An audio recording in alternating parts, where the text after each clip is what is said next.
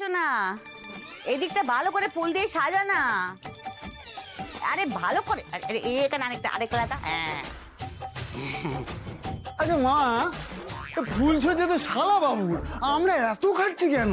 এই গাধা, আমরা খাচ্ছি যাতে ওই মেয়েটাকে আমরা হাতের মুঠোয় রাখতে পারি, বুঝতে পারছিস না? ওই তো হচ্ছে টাকার খনি। একবার যদি ওকে হাত করতে পারি না বাবা শোনা, সারা জীবনে আর পেছন ফিরে তাকাতে হবে না আমাদের। হ্যাঁ মা, এটা কিন্তু তুমি একদম ঠিক বলেছো। এখন একটু সহানুভূতি ছড়াতে পারলে পরে আমাদের উপর টাকা আর বৃষ্টি হবে। হবে হবে সব হবে, এখন ভালো করে সাজা না। এই তো সাজিয়েছি মা, এই যা সাজিয়েছি পুরো 5 স্টার হোটেলের মতো লাগছে, এর থেকে বেশি আমার দ্বারা হবে না। এমন একটা বাপ করছে যেন 5 স্টার হোটেলে মাসে 2বার করে যাস তুই। বাপের জন্ম কখনো দেখেছিস এরকম জায়গা?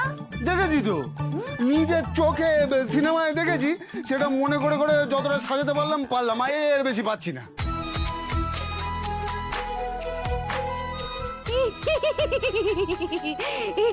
এই তো, এসো শাওন মা, এসো এসো এসো এসো দেখি এসো।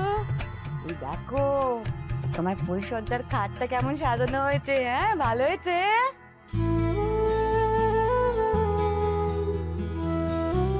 ওমা, আরেকটা কথা তো তোমাকে বলা হয়নি, তুমি ওই বিয়ের রাতের ওই শাড়িটাই পরে আছো না? হ্যাঁ, ওটা পরে তো আবার ফুলসজ্জা হবে না। তোমার কাছে অন্য কোনো শাড়ি নেই না? আমি জানতাম তো, আমি বুঝতেই পেরেছিলাম। দাঁড়াও দাঁড়াও দাঁড়াও, এই যে শাওন মা, এই শাড়িটা না আমার শাড়ি, আমি আমি তোমার জন্য নিয়ে এলাম।